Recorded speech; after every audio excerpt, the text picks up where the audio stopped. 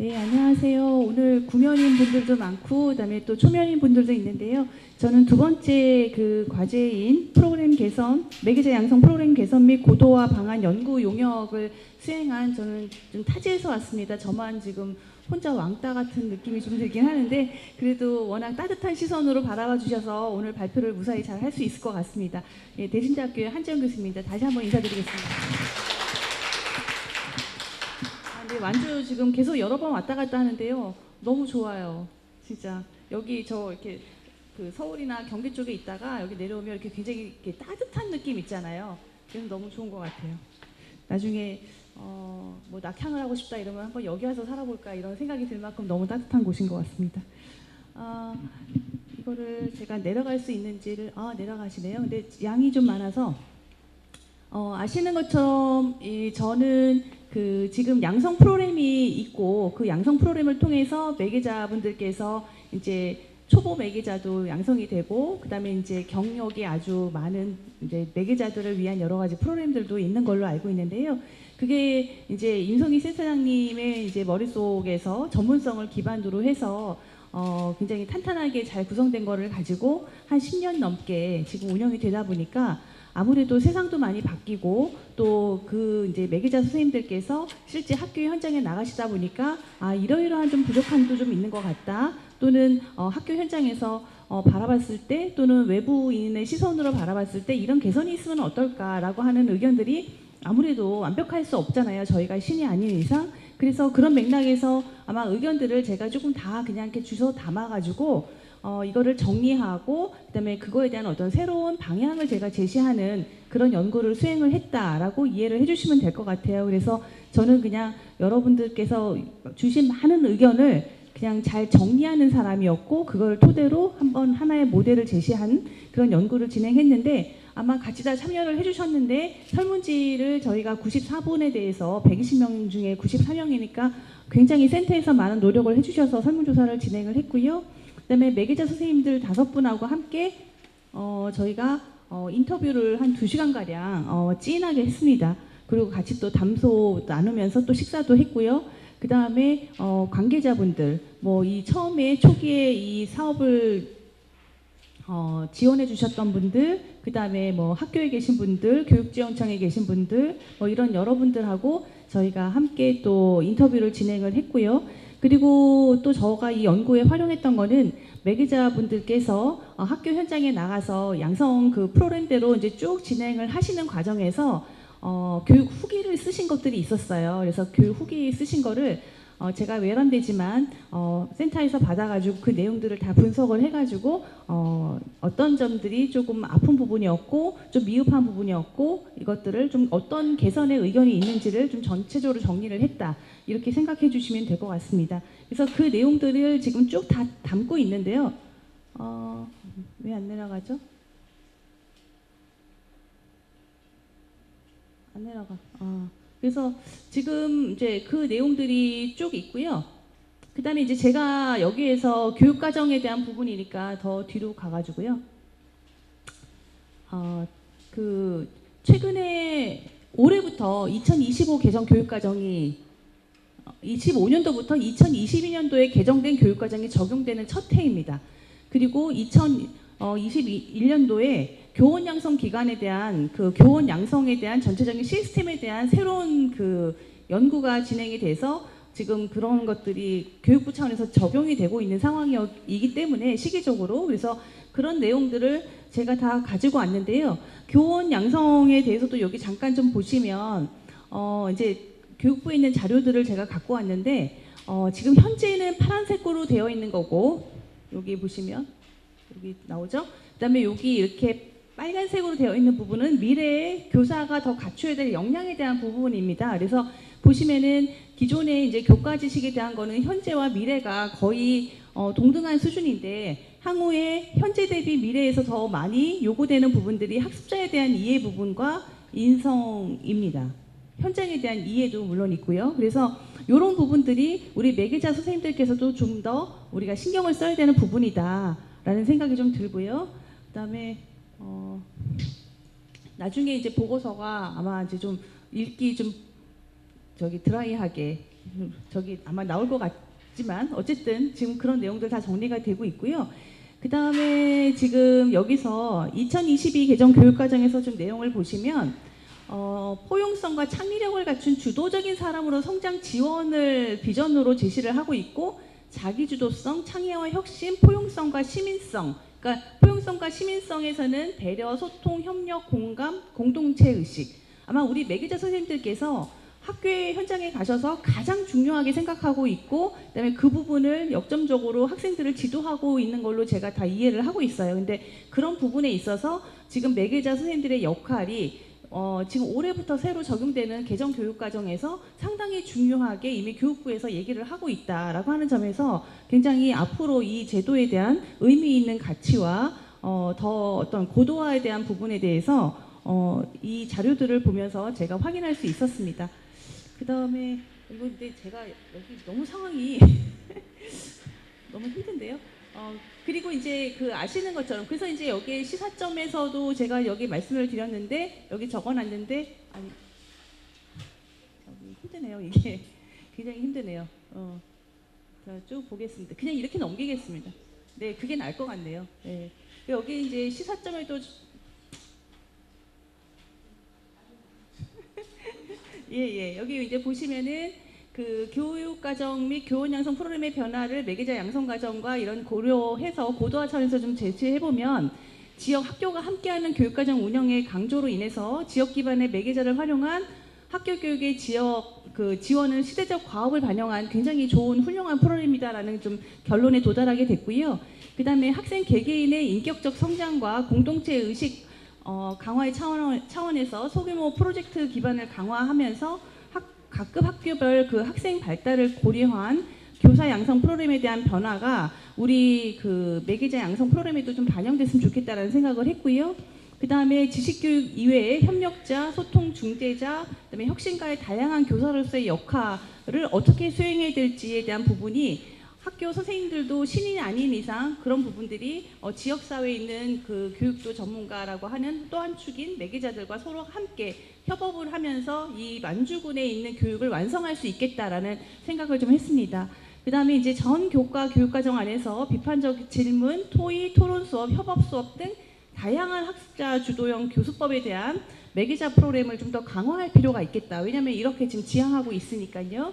그 다음에 이제 창의적 체험활동이 기존의 자율활동, 자치활동이 지금 통합이 됐고, 자치 자율활동, 동아리활동, 진로활동이 있었는, 이거 이외에 봉사활동이 있었는데 봉사활동이 지금 없어지고요. 없어진 게 아니라 요 세 개가 되면서 이 기반에는 봉사를 기본으로 깔고 간다. 이런 개념으로 창체활동에 대한 컨셉이 바뀌었습니다. 그래서 우리가 이제 모든 어떤 영역에 그 창체 활동을 하시더라도 이게 이제 봉사에 대한 컨셉이 거기에 반영이 됐다라고 이해해 주시면 될 것 같고요. 그다음에 완주군의 지금 현재 교육 체제는 다 아시는 것처럼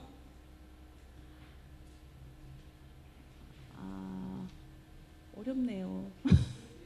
예, 아니요, 그 저기 그 도표 있는 거, 그 그림 있는 거를 좀 주시면 좋을 것 같아요. 여기 몇 페이지냐면요.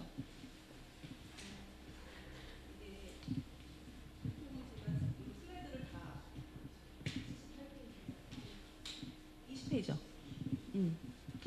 페이지를 제가 말씀드리겠습니다. 15분의 발표라 워낙 짧아서 여기 20페이지 찍으시면 될 것 같은데. 이게 지금 현재 매개자 양성과정 프로그램이거든요. 그래서 이거를 기반으로 해서 이 각각이 어떤 의미를 가지는지를 이제 쭉 정리를 좀 했습니다. 그래서 쭉 넘겨주시면 어디 페이지를 가시면 되냐면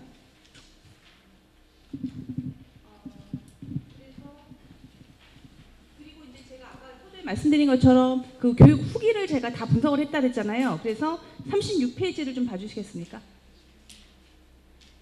36페이지를 보시면 운영상의 이제 문제점이나 개선 사항을 제가 나름대로 좀 이제 교육 전문가로서 도출을 좀 해봤습니다. 그래서 매개자 양성 과정의 첫 관문이 사전 인터뷰라고 하는 용어를 써가지고 좀 진행을 하고 계시는데, 이 사전 인터뷰를 학생들하고 하시면서 양식제를 가지고 하시면서 뭐 가정 지지 체계, 또래 지지 체계, 그다음에 학교 지지 체계, 교사 지지 체계, 그다음에 이제 무기력이나 욕구 이런 네 가지 체계로 또 분석을 하시잖아요.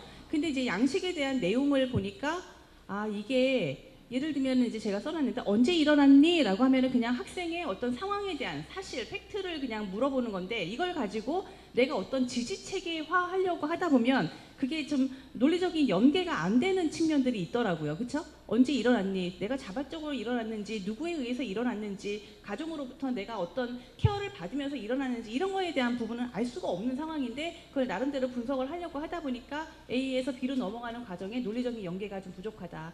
그래서 이 양식을 조금 바꿔서 예를 들면 평일에 누가 깨워주니? 이렇게 물어보면 얘가 일어나고 밥 먹고 자고 하는데 가정으로부터 뭔가 케어를 받고 있구나, 이런 식의 어떤 전환으로 이 양식에 대한 부분이 좀 바뀌어야 되겠다라는 좀 생각을 했고요.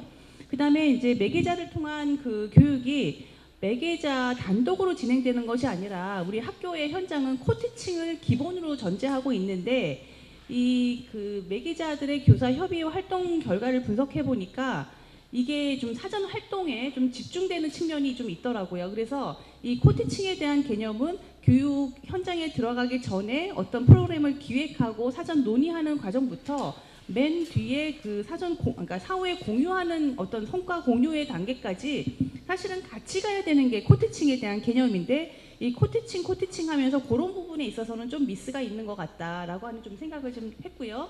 그 다음에 프로젝트 그 기획 단계에서 보시면은 사전 인터뷰를 했는데 이게 조금 좀 밑으로 내려가 주시면 학생이 주체인지 교사가 주체인지 이런 부분들이 좀 명확하지 않은 측면이 있다 보니까 나중에 설문조사해서도 마찬가지지만 가장 어렵게 느낀 부분이 프로젝트 기획 단계였습니다. 그래서 그런 맥락에서 프로젝트 기획을 할 때도 학교나 학생이 원하는 주제가 선정되어 있어도 보니까는 또 재료비가 지원이 안 돼가지고 못해서 재료비 없는 활동으로 다시 찾아나가는 그런 또 시행착오도 겪고 하다 보니까 이 프로젝트 지원이라고 하는 거는 교육이 좀 교육이 시행되기 전에 완주군 교육지원청하고 또 센터가 좀 먼저 그 어떤 학교로부터 어떤 프로젝트를 올해는 하고 싶니라고 하는 부분들을 초중고 단계별로 해서 좀 리스트와 목록을 받아서 그 목록의 그 범주 안에서 학교하고 같이 이제 매개자들이 조금 학생들하고 협의를 하는 과정에서 프로젝트 기획을 한다면 어떤 재료비에 대한 문제라든가 또 이런 그 매개자들이 초보 매개자들이 프로젝트 기획 단계에서 어려움을 겪는 이런 문제들이 좀 해소될 수 있지 않을까라는 그런 생각을 좀 했습니다. 그 다음에 이제 좀 넘겨주시면 그 다음 페이지로 사전 피드백이라고 하는 부분들도 있는데 이게 그 사전 피드백이라는 용어가 피드백은 다 실행이 된 다음에 그 다음에 뭔가 결과가 있어서 문제가 있으면 다시 개선하는 그런 의미가 있는데 이게 교육 활동에 들어가기 전에 사전 피드백이라는 용어가 들어가니까 제가 처음에 이 모델을 봤을 때 이상한 거예요. 그래서 이런 부분들도 좀 공감할 수 있는 예를 들면 수업 준비 상황, 점검 이런 식으로 하면 되게 그 처음에 교육받으러 오시는 분들이 그 의미 전달이 명료하게 될 수 있겠다 이런 생각이 좀 들었습니다. 그 다음에 이제 모둠 활동에 대한 부분하고 현장 실행에 대한 부분들이 사실은 같은 지금 교육을 수행하고 있는 프로젝트 과업인데 이게 좀 분리되어 있다 보니까 이것도 좀 통합했으면 좋겠다는 생각이 들었고 사후 시사회라고 우리가 시사회라고 하면 영화 시사회 보통 생각하잖아요. 그러면 그 어떤 상영에 앞서서 우리가 먼저 맛배기로 반응을 본다라고 하는 의미인데 이게 사후에 시사회를 한다라고 하니까 이게 단어 간의 논리적인 연계가 저는 안 돼가지고 제가 이해가 안 되니까 아마 처음에 이 교육을 받으시는 분들도 아마 조금 낯설어하지 않을까라는 생각이 들어서 그런 부분들도 오히려 그냥 딱 명료하게 결과 발표회라고 하면은 다 누구나 공감할 수 있지 않을까 이런 생각이 좀 들었습니다. 사후 인터뷰 같은 경우에도 지금 처음에 사전 인터뷰 하는 내용이랑 완전히 다른 내용으로 하고 있더라고요. 그러다 보니까 학생의 성장과 변화에 대한 그 과정을 정확하게 인지하기가 상당히 어려운 측면이 있기 때문에 사후 인터뷰도 가정 지지 체계, 또래 지지 체계, 그다음에 교사 지지 체계 이런 그 맥락으로 문항을 좀 다시 만들어서 학생들의 그 교육을 통한 매개자를 활용한 교육을 통한 어떤 변화에 대한 부분들이 충분히 인지될 수 있도록 하고 그걸 토대로 해서 우리가 성과 공유를 하는 것이 적절하지 않을까라는 그 우리 매기자 선생님들의 귀한 그 교육 후기를 가지고 제가 이런 시사점을 분석을 했고요. 그다음에 이제 쭉쭉쭉 넘겨주시면 몇 페이지를 가시면 되냐면 설문조사를 이제 지난번에는 이제 제가 벤 다이어그램이나 뭐 이런 식으로 다 갖고 왔는데 요번에는 이제 싹 다 분석을 해가지고요. 70페이지를 좀 봐주시면 70페이지를 쭉 넘겨주시면 예, 이거는 지금 매개자 과정을 쭉 보니까 뭐 이런 그 인지 경로 같은 것들은 이게 연령대에 따라서 이 매개자 과정을 인지하는 게 통계적으로 유의한 차이가 나왔어요. 그러니까 젊은 층하고 나이가 있는 층하고 매개자에 대한 인지 자체가 통로가 다르기 때문에 어떤 홍보 전략이나 이런 것들을 좀 별도로 가지고 갈 필요가 있겠다라는 생각이 들었고요. 그 다음에 이제 매개자 과정에 참여에 영향을 주는 부분들도 보니까는 저경력자들은 선배 매개자로부터 영향을 많이 받고 고경력 매개자들은 센터의 영향을 많이 받아요. 근데 이제 향후에 매개자 제도가 지속성을 좀 더 확보하기 위해서는 젊은 매개자분들을 많이 확보한다라고 하는 측면에서는 우리 그 여기 계신 선배 매개자들의 역할이 이 매개자 제도, 완주의 매개자 제도가 얼마나 지속 가능하게 오래 탄탄히 가느냐에 큰 역할을 할 것이다 라고 하는 부분이 여기서 이제 입증이 됐고요. 그 다음에 매개자 과정에 대한 이런 부분은 좀 빼고요. 그 다음에 매개자 과정 그 진입에 있어서 가장 어려운 부분이 장애 요인이 아까 앞에서도 김천원 교수님 말씀하셨던 것처럼 적은 보수, 장거리, 그다음에 많은 시간이 할애되는 문제, 그다음에 자녀 양육의 순으로 조사가 되었습니다. 그다음에 매개자 스스로 나는 어떤 역할을 학교에 가서 하고 있다라고 하는 부분에 대해서 1순위, 2순위, 3순위를 제가 순서대로 순위를 매겨서 응답을 해주세요라고 요청을 드렸었는데 첫 번째가 본인은 우리는 교사다라고 생각을 하고 계시고요.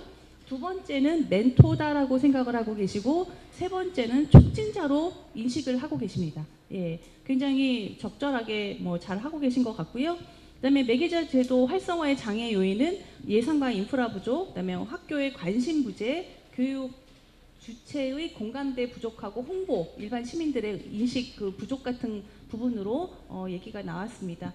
그다음에 매개자 교육 과정에 대해서 3단계로 사전 교육 활동, 그다음에 사후 활동 이렇게 3단계로 되어 있는데 이거를 전반적으로 보니까 여기 계신 분들이 다 너무 훌륭하셔가지고 안 어려운데? 하나도 안 어려운데? 이렇게 생각하고 계시더라고요. 그러니까 5점 만점에 3점이 안 돼요.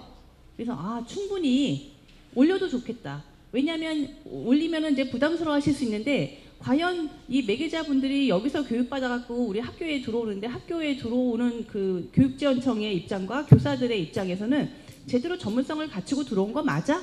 라고 하는 그런 의구심의 눈초리가 있기 때문에 조금 더 전문성을 갖출 수 있도록 난이도를 높여도 충분히 소화할 만한 어떤 역량들을 갖고 계시다라는 생각을 좀 하고 있고요.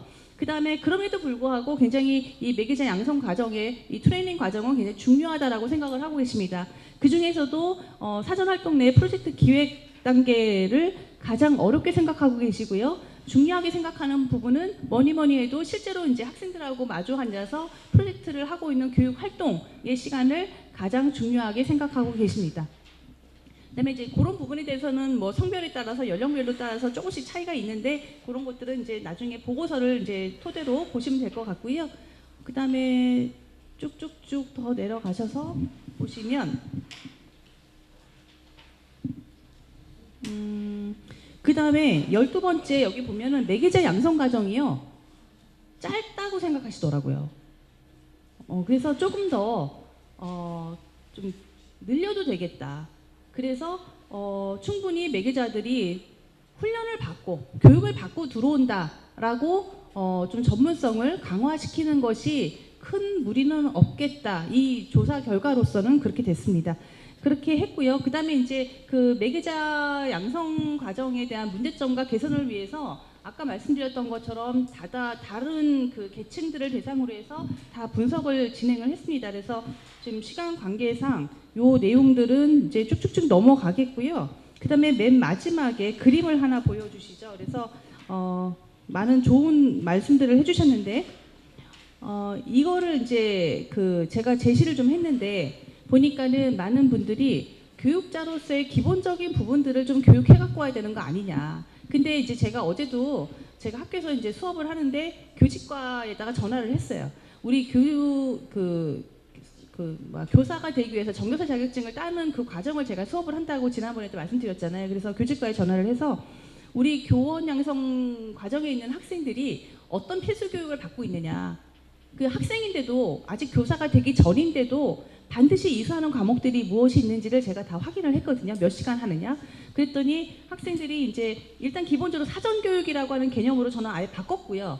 그래서 교육 활동은 이거는 그냥 활동입니다. 그다음에 이제 그 사후 활동으로 이렇게 3단계를 좀 구분을 했는데 보면은 교육 활동은 정확하게 우리가 코티칭이라고 하는 부분을 좀 명시해서 이 코티칭이 수업에 처음부터 끝까지 함께 하고 있다라고 하는 부분들을 좀 명시할 필요가 있겠다라고 하는 부분을 좀 강조했고요. 매개자 과정에 대해서 당연히 이제 1시간 정도 OT는 해야 되겠죠. 그 다음에 소양교육이라고 하는 개념으로 제가 말씀을 드리고 싶은데 이거는 온오프라인으로 진행이 되고 실질적으로 뭐 아동학대 예방교육 이거 1시간으로 지금 현재 법정교육으로 되어 있고요. 그다음에 폭력예방교육은 이거는 제가 학교에다 알아보니까 4시간짜리로 되어 있고 이제 국가나 이런 기관에서 인증기관에서 4시간짜리 프로그램으로 이미 온라인으로 서브를 하고 있습니다. 그래서 그거 그대로 우리가 활용하면 될 것 같고요. 그 다음에 심폐소생술은 여기 몇 시간으로 되어 있는 거죠? 너무 줄여놔가지고 3시간인가 봐요. 이게 3시간짜리가 있습니다. 그래서 예, 이거를 우리 학교에서는 애들이 양학기 한 번씩 들어야 된대요. 예, 근데 이제 그렇게까지 하실 건 없을 것 같고 최소한 1년에 한 번 정도씩은 하시고 그다음에 성인지 교육도 이게 4시간짜리 교육으로 학교에서 기본적으로 학생들이 들어야 되는 과목으로 알고 있습니다. 그래서 이런 것들이 심폐소생술 같은 경우에는 이제 온라인으로 하는 게 별로 의미가 없으니까 오프라인을 활용하고 나머지 교육들은 온라인으로 다 이렇게 사전 교육으로 들을 수 있을 것 같습니다. 사전 교육의 소양 교육으로 듣는 거고요. 그리고 이제 그런 얘기도 했습니다. 이제 제가 인터뷰를 하는 과정 중에 이런 기본적인 교육이 되지 않은 분들은 좀 걸러내서 매개자가 학교를 진입하는 거를 조금 제한해야 되는 거 아니냐 이런 얘기도 제가 인터뷰 과정 중에 들었거든요. 그러니까 이런 것들은 반드시 좀 필수로 넣어야 되는 과정이 아닌가라는 생각이 좀 들었고요. 그 다음에 이제 최소한 우리가 소통을 해야 된다라고 하고 프로젝트 수업을 한다라고 하는데 그걸 어떻게 하는 거야? 어떤 절차에 의해서 어떤 교육학적인 백그라운드를 가지고 하는 거야? 라고 하는 부분에 대해서 사실 그냥 먼저 그냥 맨 땅에 몸으로 부딪히는 지금 형태로 많이 하시다 보니까 물론 경험치가 가장 중요한 거이긴 하지만 그래도 이게 어느 맥락에서 이렇게 되는지에 대한 부분들이 좀 설명이 됐으면 좋겠다라고 하는 부분들이 매개자분들께서도 그렇게 요구를 하셨고 또 이제 바깥에서 보시는 분들도 그런 요구들이 많았습니다. 그래서 교육학 일반에 대해서 교수자의 역할에 대한 부분들은 당연히 좀 우리가 철학적으로 가치관에 대한 부분을 먼저 마음의 준비를 좀 해야 될 필요가 있을 것 같고요. 그다음에 이제 교육자의 역할과 학교마을 교육이라는 것이 과연 무엇인가에 대한 의의와 가치를 좀 우리가 한두 시간 공부를 좀 하고요. 그다음에 교수학습법, 그다음에 이제 교육 심리라고 하는 부분인데 여기에서는 아동들의 어떤 초중고의 발달 단계별로 어떤 특성을 가지고 있고 학생들의 마음을 어떻게 헤아려야 되고 이런 내용들을 여기서 다루는 거거든요. 그래서 이런 내용들을 전반적으로 한 8시간 정도, 그러니까 올데이 하루를 하든가 아니면 이틀 정도 반나절 이렇게 교육을 하면 될 수 있도록 제가 8시간 정도 계산을 했고요. 그 다음에 이제 프로젝트 수업이라고 하는 부분들이 저도 프로젝트 수업을 굉장히 많이 하지만 이것도 그냥 맨몸으로 가서 부딪히면 진짜 이거 어려운 거고 막 굉장히 처음에 당황할 수 있거든요. 그래서 이 부분에 대해서 좀 7시간 정도 해서 하는데 어떤 의견들이 좀 있었냐면 인터뷰하는 과정 중에 저는 중등교사 자격증이 있어요. 그런데 제가 초등학교에 교사 못하죠? 못해요. 제가 중등교사 자격증이 있는데 초등학교에 가서 전 수업 못하고요. 초등학교 교사는 중학교, 고등학교에 가서 수업 못합니다. 그리고 이제 박사학위가 있고 제가 이제 교원으로 임용이 됐으니까 대학에서 이제 강의를 하는 것 뿐이거든요. 그런데 지금 우리 매개자 선생님들은 초등학교에도 가시고 중고등학교 다 가시잖아요. 그러니까 방과 후 교사랑 어떤 차이가 있느냐라는 얘기입니다. 그래서 이거를 조금 초등과 중등을 구분하는 게 좋겠다. 좀 전문성을 좀 확보하는 차원에서 그게 이제 전제가 되고요. 기본적으로 프로젝트 수업을 할 때 의사소통을 많이 해야 되기 때문에 의사소통 도구를 활용하는 부분에 대한 거를 좀 교육을 해야 되겠다. 2시간. 그 다음에 이제 프로젝트를 어떻게 기획하고 이거를 문제 해결 과정을 어떻게 끌고 갈 건지에 대한 문제 해결 방법론이라는 게 있습니다. 그래서 이런 부분들에 대해서 충분히 교육을 좀 해야 되겠다. 3시간 제가 배정했는데 저 문제 해결 뭐 창의적 문제 해결 방법론 이런 거 제가 대학에서 수업 따는데 그거 한 학기 수업이에요. 3학점짜리. 근데 이제 한 3시간 정도 하고요. 그다음에 많은 분들이 좀 요구를 하셨는데 한번 내가 제대로 수업이라는 걸 해볼 수 있는지 좀 마이크로 티칭을 좀 여기서 먼저 시뮬레이션 좀 했으면 좋겠다. 그래서 그 선배 매기자들이나 아니면 저 같은 전문가가 와서 좀 이렇게 코치를 해줬으면 좋겠다라고 하는 부분입니다.